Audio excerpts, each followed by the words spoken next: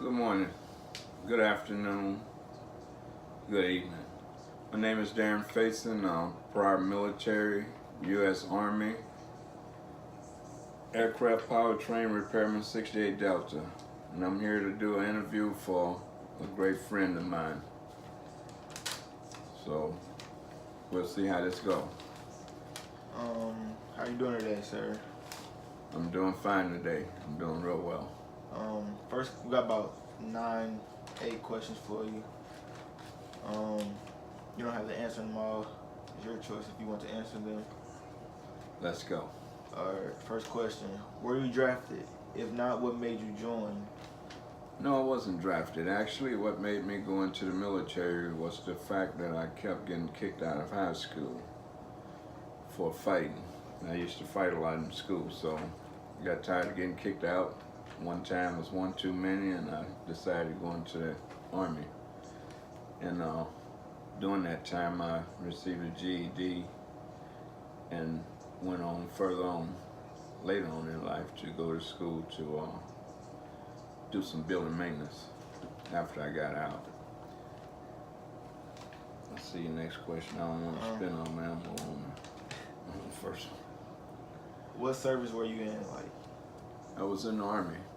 I was a helicopter mechanic in the Army for nearly 10 years, right at 10 years. And my job title was 68 Delta Aircraft Powertrain, which worked on the drivetrain system of helicopters. And next question. How many years were you in the service? Nearly 10. It's about 9 and some months. What was your highest rank? Highest rank I received was an E6. It's a staff sergeant. During that time, I had a crew of 13 people that did aircraft repair work. That duty station was in Panama. And I think you may be going to ask me about that, so I don't want to spend that. Did you go to any wars? I didn't go to war. I went in right after Vietnam was ending, and I got out before Desert Storm. Okay. So I didn't go to any wars. The closest I came to war was a conflict in El Salvador, what they called was the Death Squad.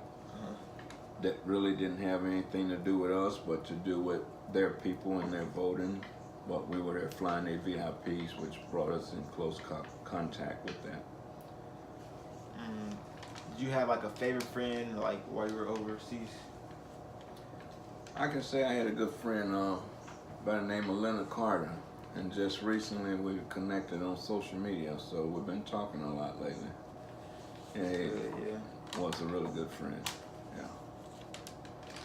Did you want to make a career out of it, or was it just something that you knew you were gonna just so happened? Well, I did want to make a career out of it, but I was working for somebody that I couldn't quite get along with, so I decided to get out. Not knowing that they were going to have to get out later, but that was the chance I took, and yeah, I regret it several days of my life for getting out.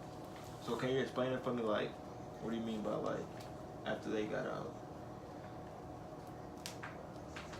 Once I made my mind up to get out, to get away from the person that I was working for that I didn't get along with, about a week before I was to leave, they told him he had to get out because he had that much time in and he was kind of holding up promotions. Had I known that was going to happen, I'd have stayed. But not knowing, if I'd have stayed, I would have had to be with him for 3 more years. I don't think I would have made it because we didn't get along to that point. So when you say that, was your let me see, how can I put this?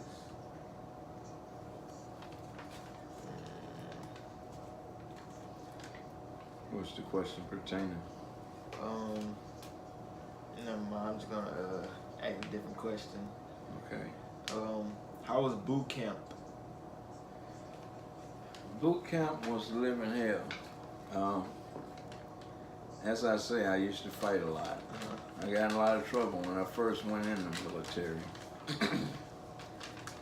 The first day I was there in boot camp, They came in and kept waking us up at nighttime. Well, they already gave us this scare tactic story about leaving and getting in trouble and this and that, but at some point I got tired of getting up and doing push-ups throughout the whole night. The little movie skits you see where they beat on the trash cans and all that stuff, yeah, it was real.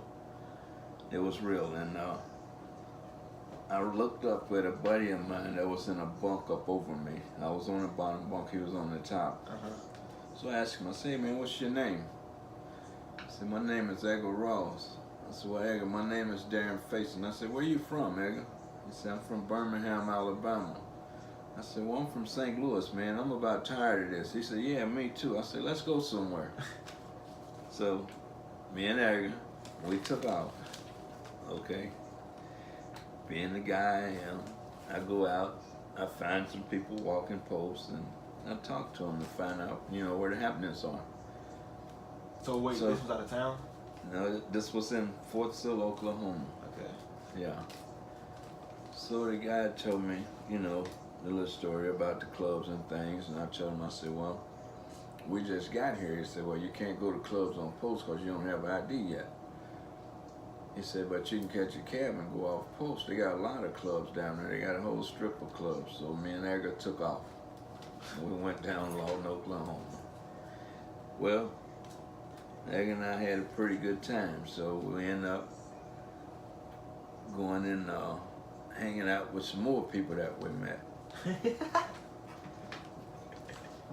Next thing you know, it's like about 1 o'clock in the afternoon the next day. I'm like, "Edgar, I think we need to get back." So we get back. Everybody had all their gear and stuff. We're supposed to be in there to get our government issue, and we missed all of that. So they were getting on the cattle trucks. They call cattle trucks, it's what they transport us on. Okay? And it's not actual cattle trucks, but that's what they call them. So they sent us on to our unit and said, "Well, you'll get your gear later." Okay, so all right, that's good with me. So when we get to the unit, we just happen to be assigned to the same unit.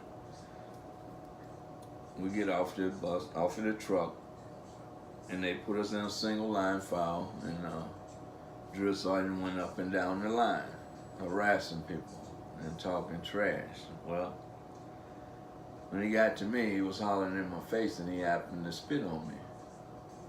Me being the fighter that I am, what do you think I did? You hit the drill sergeant? I hit the drill sergeant. Okay, so I hit the drill sergeant. I beat him up. I kind of roughed him up because I was a pretty good fighter,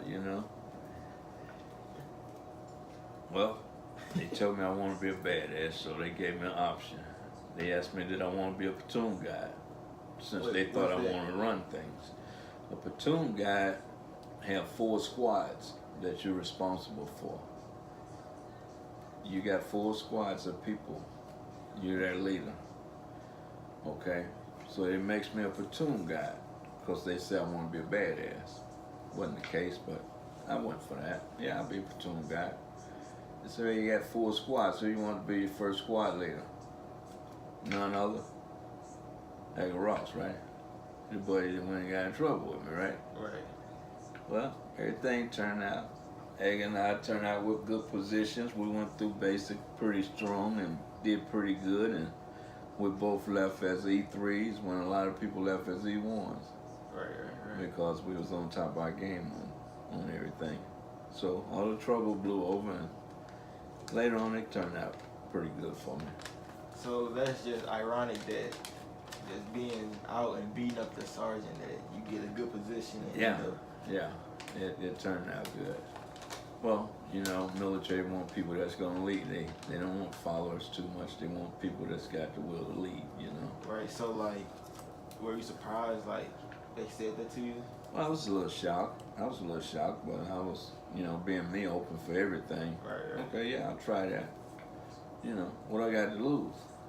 So you was able to switch what you wanted to do in the Army, or you had to do one thing? When I first went in the Army, I enlisted in artillery. I thought artillery was handguns and rifles and things. I didn't know it was something that you drive around and shoot. Or you had to drive and park and then dig in and shoot. They're called Hausers, cannons. Okay, that's what the artillery was.